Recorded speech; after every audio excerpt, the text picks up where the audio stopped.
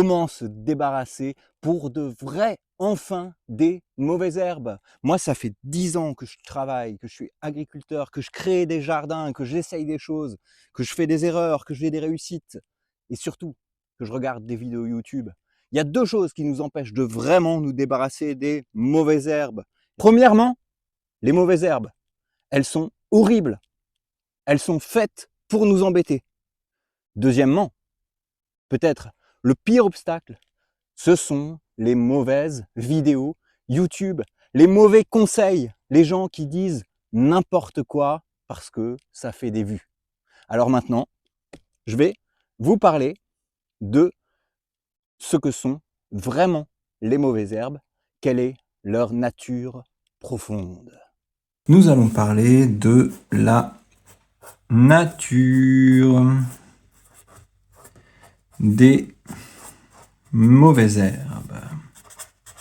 Ça va être un module un peu plus court que les autres, mais il me semblait qu'il était quand même important d'en parler pour bien comprendre à qui nous avons affaire. Alors, la nature des mauvaises herbes.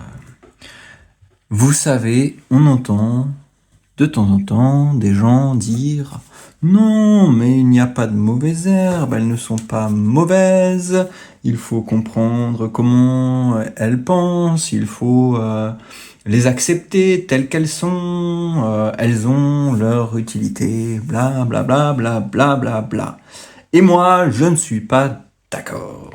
Et je vais vous dire pourquoi, et on verra si vous, à votre tour, vous serez d'accord avec moi. Alors moi, je pense que les mauvaises herbes sont mauvaises. Je pense savoir, je sais, que les mauvaises herbes, elles ne sont pas arrivées là par hasard. La nature, le vivant, est fait d'évolution. Et les mauvaises herbes de nos jardins ne sont pas n'importe quelle herbe. On ne les trouve pas poussées naturellement dans une forêt. On ne les trouve pas poussées naturellement au milieu d'une prairie. Ce sont des herbes colonisatrices qui sont adaptées, qui ont évolué pour remplir un certain rôle ou plusieurs rôles. Et ceci depuis des milliers, ceci depuis des dizaines de milliers, des centaines de milliers, des millions d'années. Alors, bien sûr, chez les êtres humains, le racisme, c'est très mal. L'eugénisme, c'est encore pire. Vous savez, cette idée selon laquelle il faut choisir les bons êtres humains pour les faire se reproduire entre eux et qu'il y a certains êtres humains qui sont comme ci, certains êtres humains qui sont bien et d'autres qui ne sont pas bien.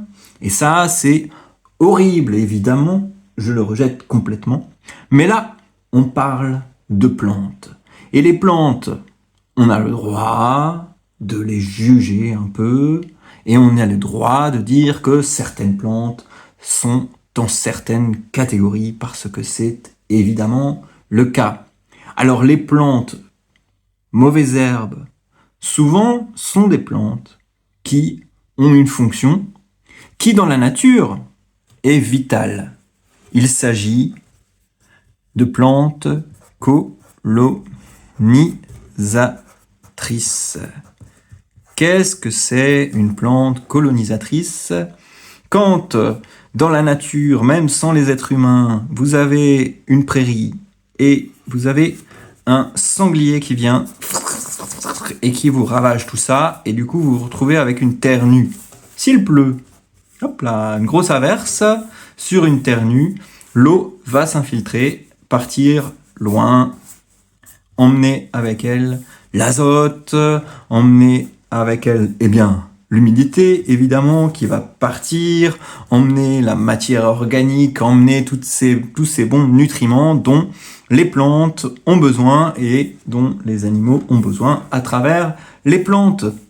Du coup, il faut, quand le sanglier est passé à tout détruire, il faut que quelque chose vienne vite. Et c'est là qu'arrivent les mauvaises herbes. C'est là qu'arrivent les plantes colonisatrices plutôt, parce que, à la limite, j'ai envie de dire, à ce stade-là, elles ne sont pas encore des mauvaises herbes. Ce sont des plantes spécifiques, le chénopode, l'agastache vont être ce genre de plantes qui vont pousser très vite, qui vont germer très vite, qui vont se débrouiller très bien dans des conditions très difficiles et qui vont avoir tendance à capter beaucoup l'azote du sol pour capter cet azote, capter cette humidité pour faire en sorte qu'il ne coule pas, qu'il ne se lessive pas, c'est le terme qu'on entend le plus souvent.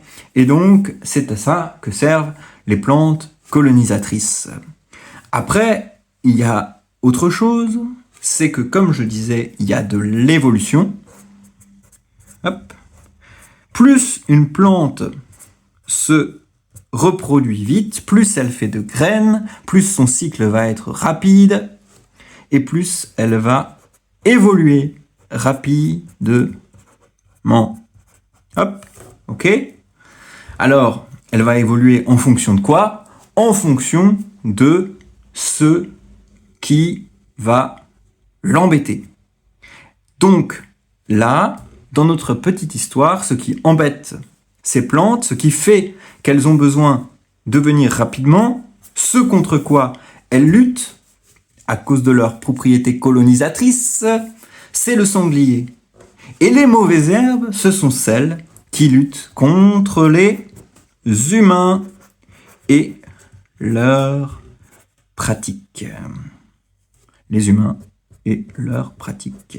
Et oui, depuis des millénaires, depuis 12 000 ans à peu près, il me semble, depuis que les êtres humains pratiquent l'agriculture, ça doit être le néolithique. Non, attendez, je ne vais pas m'avancer, je suis loin d'être un historien, archéologue, que sais-je. Il y a très longtemps, quand les êtres humains ont commencé à faire de l'agriculture, ils ont commencé à travailler le sol, ils ont commencé à mettre leurs graines à eux, hop, ils ont commencé à faire comme des sangliers. Et depuis ce jour-là, les mauvaises herbes ont évolué rapidement et elles continuent d'évoluer rapidement pour lutter au mieux contre les humains et leurs pratiques. Qu'est-ce que ça veut dire spécifiquement? Les mauvaises herbes sont des plantes qui vont faire beaucoup, mais vraiment beaucoup de graines. Beaucoup plus que les autres. Vous voyez votre plant de tomate? Il va vous faire, si on prend toutes les tomates et qu'on sort toutes les graines, il va y avoir, 200 graines par plant de tomate. Si vous prenez votre salade, salade là, il y a beaucoup de graines, vous allez peut-être avoir 10 000 graines par plant de laitue qui va monter en graines. Mais les mauvaises herbes, si vous regardez, c'est incroyable. Vous pouvez avoir des centaines de milliers de graines, des millions de graines minuscules, toutes petites. Et plus une plante va faire de graines, et plus elle aura la possibilité d'évoluer rapidement et donc de s'adapter aux humains et à leurs pratiques. Une autre chose, c'est que ce sont des plantes, les mauvaises herbes, qui vont très jeunes, vont faire leurs premières petites feuilles et vont avoir tendance, dès le début de leur vie, et non pas comme les tomates, vous voyez, nous on attend des mois pour avoir des tomates, pour avoir du coup des tomates et leurs graines, et ben les petites mauvaises herbes, au bout d'une semaine, elles vont commencer à faire des graines, parce qu'elles savent que le sanglier ou l'être humain, il va venir bientôt pour les enlever, et donc elles anticipent, et elles font des graines très rapidement. C'est pour ça qu'il faut éviter de laisser les mauvaises herbes monter en graines ou juste exister tout court. En gros, il faut bien surveiller. Il peut y avoir des mauvaises herbes qui vont avoir des graines très rapides. Et puis, enfin, troisième caractéristique des mauvaises herbes, elles ont tout un arsenal de petites techniques, de petits subterfuges très très spécifiques qui vont les rendre terribles. Notamment, et c'est important de le savoir, elles vont mûrir, elles mûrissent, elles mûrissent même, entre guillemets, mortes. C'est-à-dire que les mauvaises herbes ont la capacité à faire venir leurs graines à maturité, donc mûrir, même après qu'on les ait arrachées. Et ça, c'est pas le cas de tout le monde, bien sûr, mais les mauvaises herbes, elles, parce qu'elles sont adaptées aux humains et à leur pratique, elles vont avoir la capacité de faire que leurs graines arrivent à terme, même une fois que vous les avez arrachées et que vous les avez jetées par terre. Alors faites attention à où vous laissez traîner vos mauvaises herbes, parce que en plus, ce sont vraiment des plantes qui vont avoir tendance à pouvoir se réenraciner et repartir, même si vous les déposez simplement au sol. Donc faites attention à ça. Et ce qu'il faut retenir de tout ça, ce ne sont pas ces détails qui sont spécifiques à certaines espèces, que certaines espèces ont, que certaines espèces n'ont pas. Ce n'est pas une liste exhaustive, mais l'idée à retenir, c'est que les mauvaises herbes ont des stratégies spécifiques parce qu'elles ont évolué pour lutter contre les humains et leurs pratiques, et donc elles sont des mauvaises herbes parce que c'est dans leur nature. Alors, il existe des histoires d'évolution extraordinaires. C'est le botaniste russe Vavilov qui a découvert des trucs pas croyables, dont on parlera sans doute ailleurs dans d'autres vidéos YouTube. Notamment, il a découvert le principe de la sélection vavilovienne qui consiste pour une mauvaise herbe de s'infiltrer tellement bien qu'elle revient tous les ans dans la culture humaine et qu'au bout d'un moment, elle va se transformer, elle va évoluer rapidement. Et le stratagème qu'elle va utiliser, c'est de se rendre utile. C'est le cas de l'avoine, qui est le résultat d'une sélection vavilovienne. Pardon, je vous fais une petite parenthèse là, c'est peut-être pas ce qui vous intéresse le plus, c'est pas très pragmatique, mais moi ça me fascine, alors je termine ça bientôt. Donc, vous comprenez ? C'est-à-dire que la mauvaise herbe, elle est mauvaise, mais elle n'est pas mauvaise pour toujours. Il est possible qu'elle se transforme et qu'elle devienne bonne. Comme l'avoine, par exemple, qui était une mauvaise herbe, qui a réussi à s'infiltrer dans le blé. C'est un poissé comme le blé, ça ressemble au blé.